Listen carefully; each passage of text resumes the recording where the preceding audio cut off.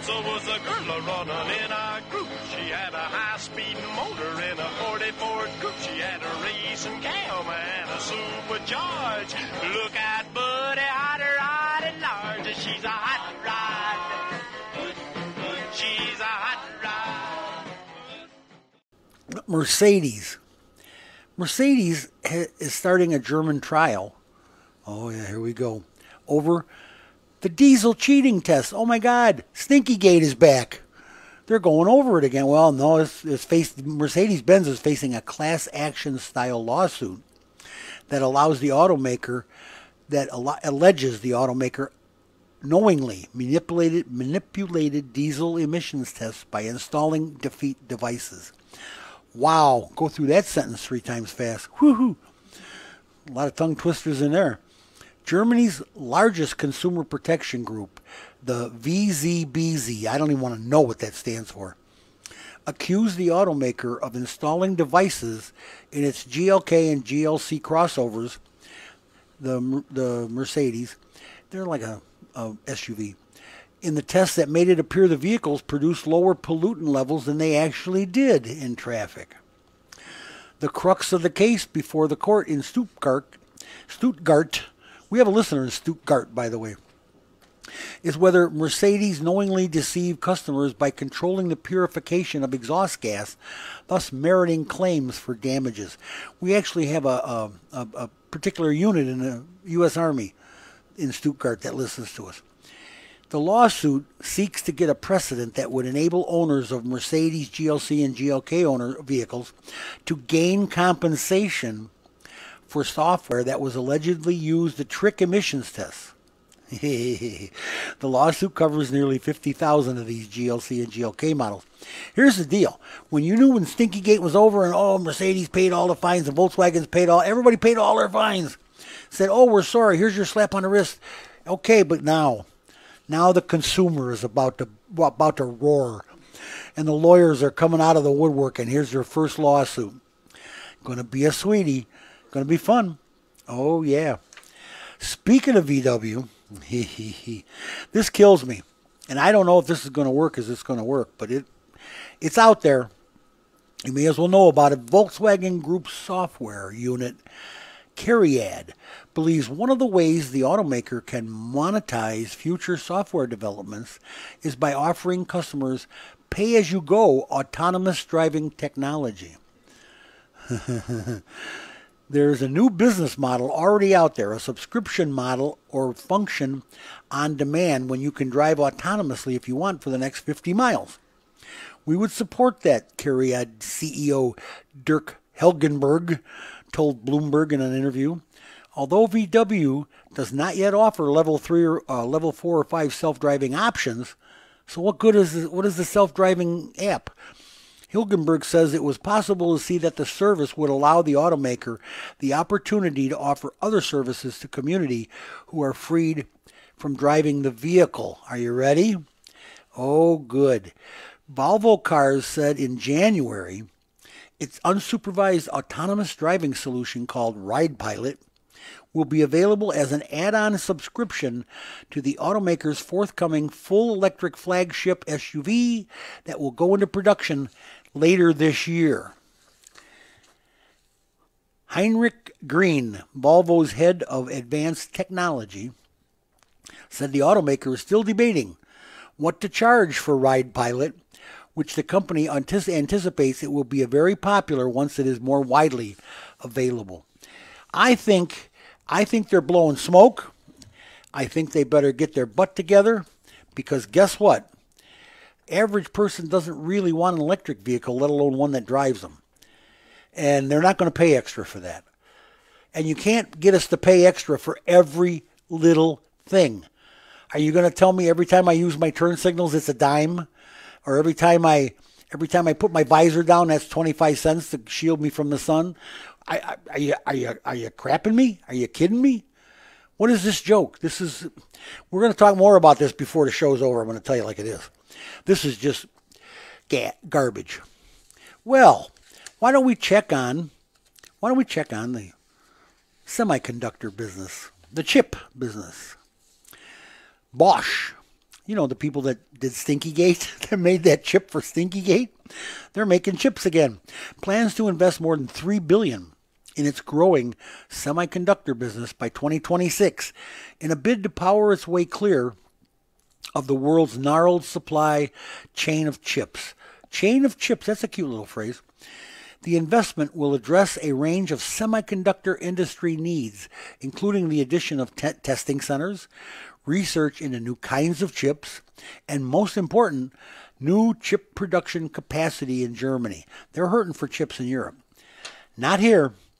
But the bad news inside Bosch's aggressive plan, the investment won't all go to automobiles. Bosch, the world's largest auto parts supplier, has hundreds of mouths to feed in its sprawling global portfolio, of electronic products ranging from coffee makers and toasters to home security systems, power tools, video surveillance products, air conditioning units, on top of $49.14 billion in sales of increasingly sophisticated parts to automakers last year. Yeah, a lot of them to Stinkygate, to Mercedes, so they could cheat the emissions test. Microelectronics is the future and is vital to the success of all areas of Bosch business, Bosch chairman Stefan Hartung said in a statement released Wednesday. Here's the deal. This is one of those companies that's going to make chips for both. You remember at the end of the show last week, I told you, there's a group of people that make chips for the telecommunication industry, and there's another group that makes chips for cars. And somehow we don't have enough chips for cars. And they told us it was because of the telecommunications industry and the big demand with the COVID. That COVID boy, he's been the scapegoat on everything. But who am I to say that you should probably be allowed to just drive your car and be done with it? All right, I quit saying it. Michigan has allocated. Now, Michigan's getting in the jump here because, well, Michigan is the home of automobiles. Let's face it. You think of Michigan, you think of Detroit. You think of Detroit, you think of a mess, but you think of cars. A new center for electric vehicle teaching, training, and development is in the works at the University of Michigan's Ann Arbor campus. The Michigan Electric Vehicle Center is expected to be built in collaboration with the state and university, according to UM spokesman Rick Fitzgerald, University of Michigan. The project's existence came to light this last Friday following Michigan lawmakers' approval of $77 billion budget that included $1 billion in earmarks. The largest appropriation, $130 million, was made for a new EV training center. $1 billion in earmarks. Who's they kidding? Pork is everywhere in that. If there was a $77 billion, you can bet $70 billion of it was pork. The appropriation will fund the Constitution and programming for the center, which will be operated by the university, according to a copy of the bill. They're going to be operated by the university, but with regulation by the government. They don't give you money and say, oh, go ahead and do whatever you want. The government doesn't do that. Let me just tell you, that's not, you get government funds, you get government control. And that's how it works. That's what they do. Well, if you're gonna see some more charging stations, but there's there's still more cars on the road right now than we'll ever hope to have charging stations for all the electric vehicles that are out there already. They got to get busy. Pilot, you ever heard of Pilot gas station, Eric? And Flying J? Yes. They are travel centers on the highway. There's truck stops for the big guys that roll across the country. They got showers and they got little hotel rooms. They got everything you need. Mm-hmm. They will soon host DC fast chargers for electric vehicles in partnership, announced Thursday, with General Motors and EVgo. The interstate mainstay, with towering signs and extensive fuel bays that illuminate night skies like a beacon for wary drivers and truckers, will encourage drivers of electric cars to plug in with up to 350 kilowatt charge rates and charge themselves up inside with various food options, Wi-Fi and lounge area, restrooms and showers, gift shops and coffee. Make that 3-week trip across country fun, because that's what it's going to take. You're going to get from here to Cal City, then you're going to have to stop and charge.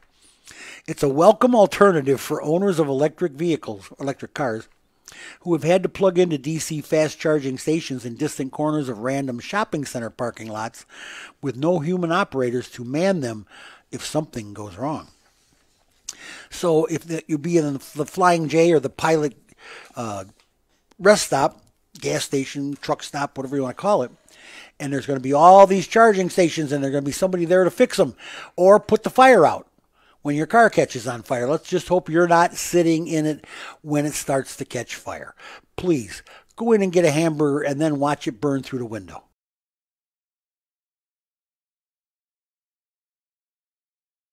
We haven't talked about recycling in a while, and I got to keep telling people that they are making plans for recycling, and they're going to do it. They got to do it. I mean, we don't have a choice. These things are monsters.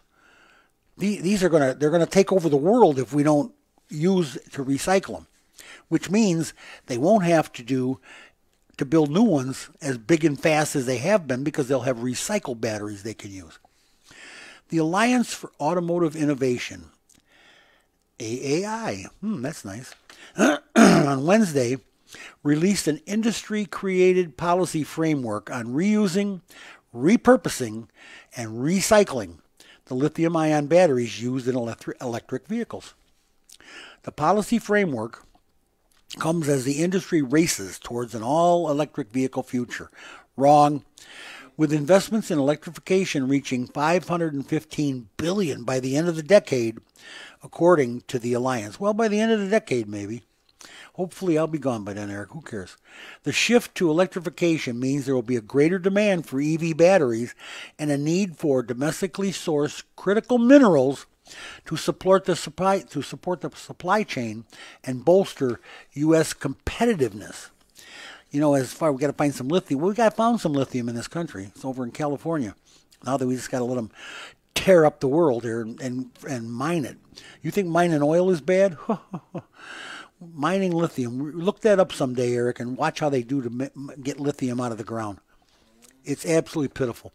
The framework also calls for necessary safety net legislation and regulations such as requiring automakers to be responsible during the lithium-ion battery warranty period for transferring end-of-life electric vehicle batteries to a qualified facility to be refurbished, repurposed, or recycled.